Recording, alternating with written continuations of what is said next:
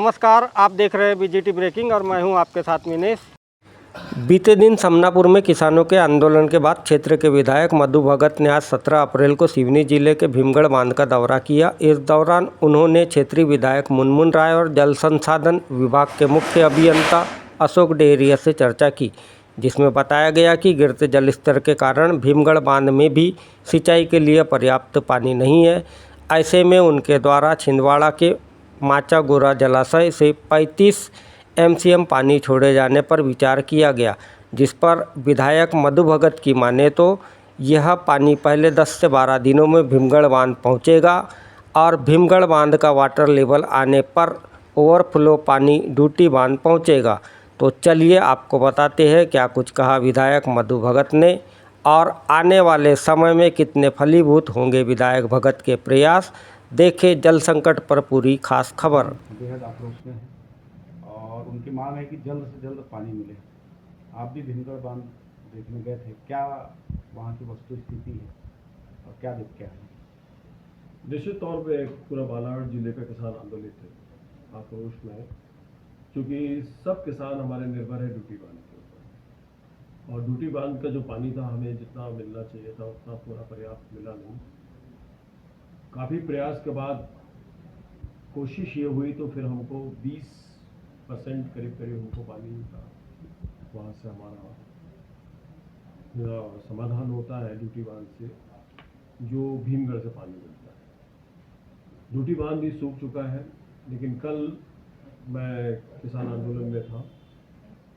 इसके पूर्व में 2 दिन पहले प्रभारी मंत्री जी से भी सारे विधायकों का डिस्कशन हुआ था पानी के लिए, जो उन्होंने बात ही रखी थी कि भीमगढ़ में पानी अगर नहीं होगा तो हम माचागोरा से आप प्रयास करें।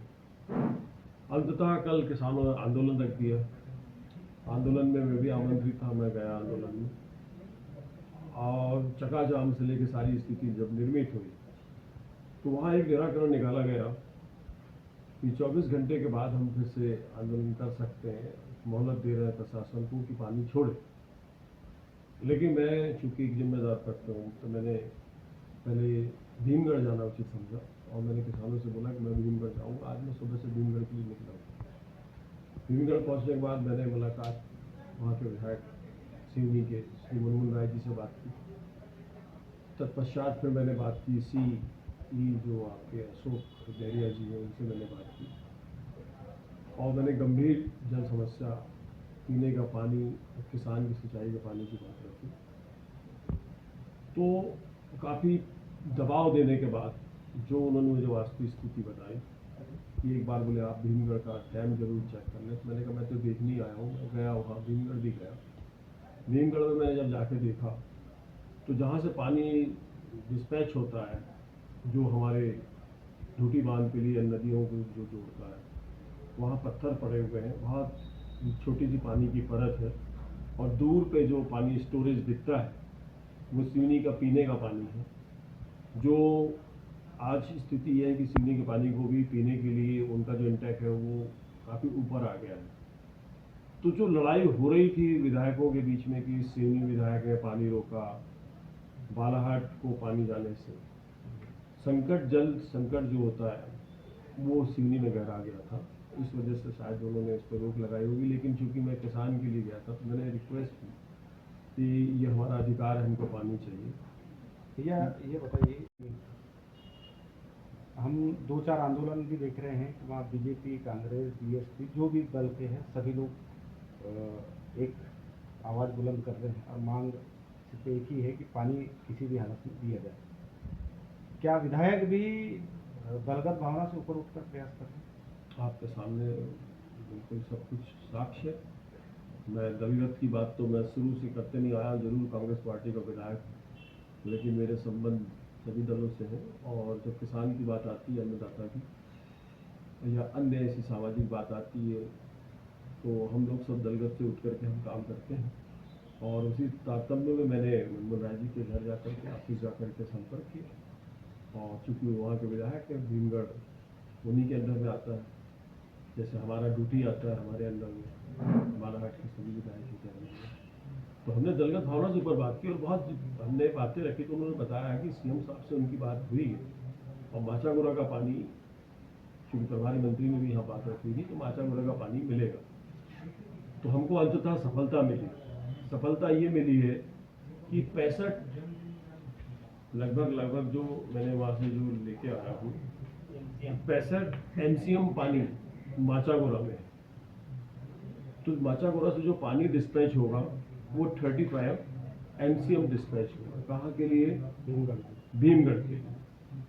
भीमगढ़ में जब वाटर लेवल उनका बन जाएगा, कहाँ तक? जब उनका ड्रिंकिंग वाटर जल जो होता है नगर पालिका का, वो एक व्यवस्था बनने के बाद जो पानी बचेगा, जो ऊपर ओवरफ्लो करेगा, वो हम आपकी ड्यूटी के लिए छोड़ेंगे। ये सफलता हमको हाथ लगी है।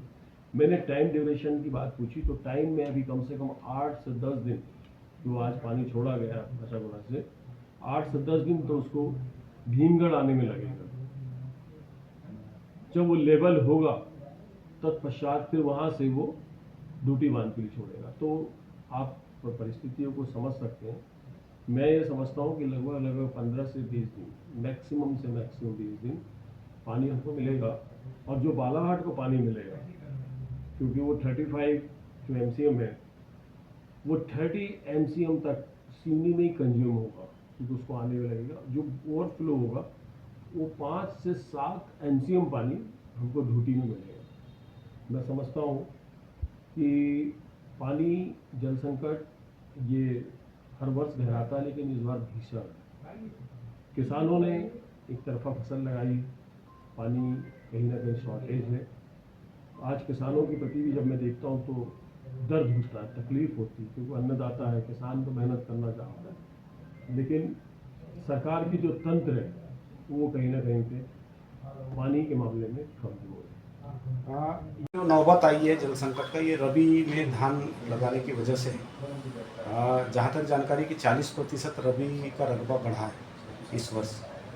अगर ऐसे ही बढ़ते रहेगा तो लगता है कि किसानों में तो त्राही त्राही मची रहेगी आगे भी।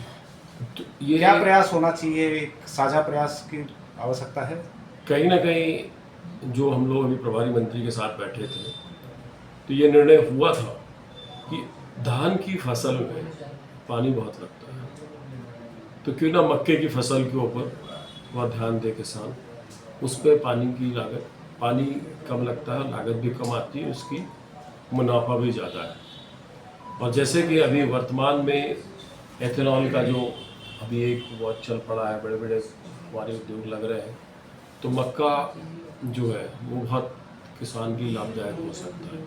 लेकिन ये चीज़ें हमको बैठ करके पूरे प्रशासन के साथ, जनप्रतिनिधियों के साथ निर्णय लेना पड़ेगा। लेकिन जो वर्तमान में किसानों ने जिस प्रकार से फसल लगाई है, मैं ये कह सकता हूँ पानी का स्रोत उतना नहीं था, क्योंकि गर्मी में वैसे ही पीने का जल संकट रहता है। और ये अप्रैल में ही मई जून जैसी परिस्थिति निर्मित हुई, तो अभी 2 महीना बाकी है। किसानों के साथ मैं हृदय से दुख में जुड़ा हूँ।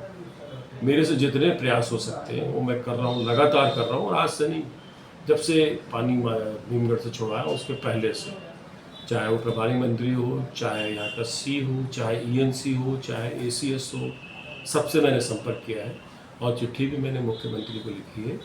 लेकिन सार्थक प्रयास सभी नेताओं के हैं। मैं समझता हूँ कि साझा प्रयास। साझा प्रयास से सफलता हासिल होती, हमने किया, सभी लोगों ने मिलकर किया। जो डैम है वहाँ पूरी बातें क्लियर हो गई है, चाहे वो अधिकारी हो, वहाँ के क्लियर है, जनप्रतिनिधि है। पूरी क्लियर है, क्योंकि मैं एक जिम्मेदार अधिकारी के साथ बैठ कर आया हूँ, CE के साथ बैठ कर आया हूँ, और जिम्मेदार व्यक्ति जो वहाँ के विधायक हैं उनके साथ बैठ कर आया हूँ। और प्रत्यक्ष रूप में मैंने भीमगढ़ का पूरा मुआयना किया है। और मैं ये सारी चीज़ें जो बोल रहा हूँ ये साक्ष्य के साथ बोल रहा हूँ।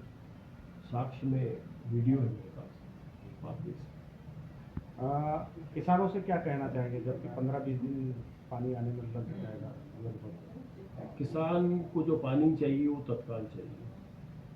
किसान के दुख में, किसान के साथ तकलीफ में हम खड़े हैं, लेकिन हम भी एक वो शक्ति नहीं है कि हम बरसात करा दें या पानी को बहा दें, गड़बड़ा करके नदी से यहाँ से वहाँ ट्रांसफर करें। पानी अपनी प्रक्रिया से चलेगा। अगर आज भी छूट रहा है तो भी 15 से 20 दिन पानी आने में, 10 दिन तो सिवनी आने में लगेगा। और सिवनी जाने में हमको 5 दिन 6 दिन लगेगा। अब कितना पानी आता है मैंने 5-6 MCM बताया आपको। मेरी मांग रही है कम से कम 10 MCM पानी तो हमको चाहिए।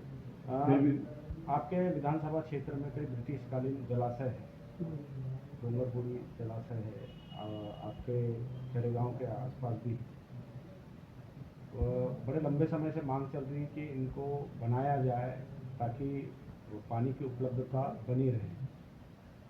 क्या इसके लिए भी प्रयास होंगे या कुछ ठोस कदम? देखिए, अभी तो सबसे बड़ी चिंता का विषय ये है जो माइक्रो इरिगेशन जो लामटा में भी लग रहा है, तो बड़ी एक परियोजना है, उसको भी पानी ढूटी ही देगा।